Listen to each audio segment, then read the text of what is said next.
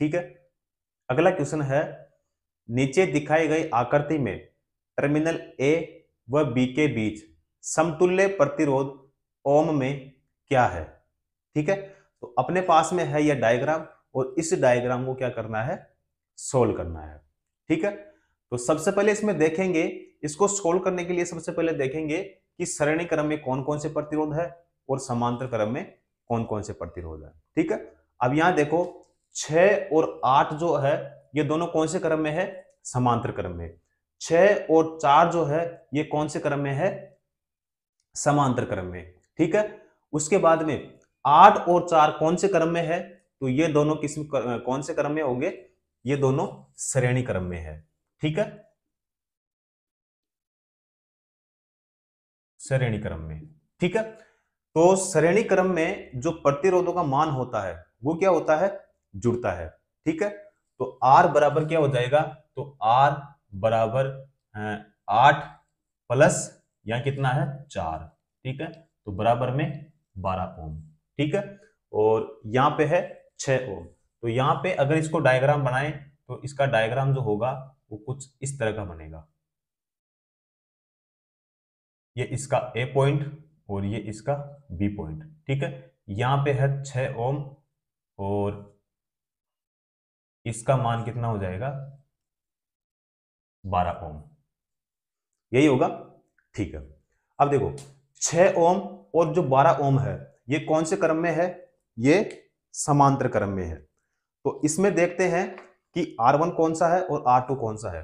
तो ये हो जाएगा अपना R1 और ये हो जाएगा R2।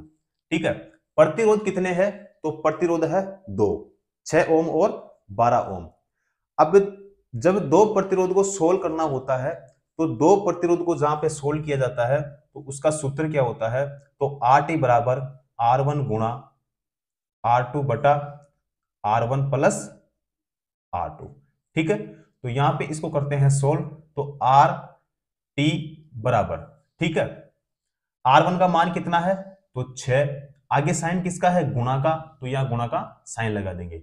R2 का मान कितना है, तो 12, तो यहां 12। ठीक है, उसके बाद में बटा, उसके बाद में देखना है R1 का मान कितना है, तो 6, आगे साइन है प्लस का, तो यहां लगा देंगे प्लस। ठीक है, R2 का मान कितना है, तो R2 का मान कितना है, 12।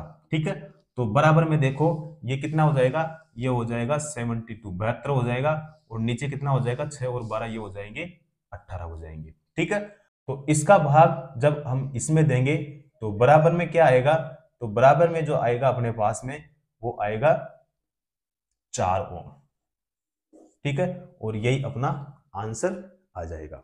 ठीक है, तो कौन सा ऑप्शन, तो इसमें जो ऑप्शन आएगा वो बी ऑप्शन करेक्ट आएगा। 4 ओम अपने पास में इसका आंसर आया है। ठीक है, अगला क्वेश्चन, अगला क्वेश्चन है, सर्किट में खींचे गए कुल करंट का पता कीजिए। ठीक है, यानी इसमें आपको बताना क्या है, आई बताना है। ठीक है, कि आई क्या होगा। ठीक है, तो इसमें जो आई का सूत्र होता है, ठीक है, यानी जो करंट का सूत्र होता है, जो धारा का सूत्र होता है, वो आई बराबर वी बटा आर होता है। क्या होता है, आई बराबर वी बटा आर। अब इसमें देखते हैं कि V कितना है, तो यहां देखो V कितना है, तो V है यहां पे 9 वोल्ट है।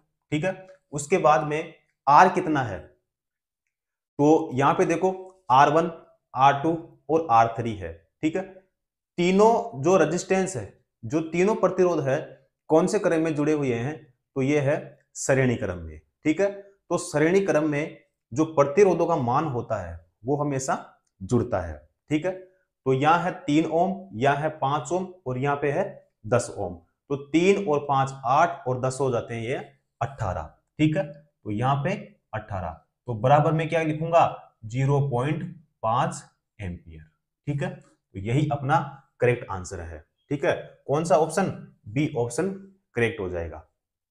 ठीक है, अगला क्वेश्चन,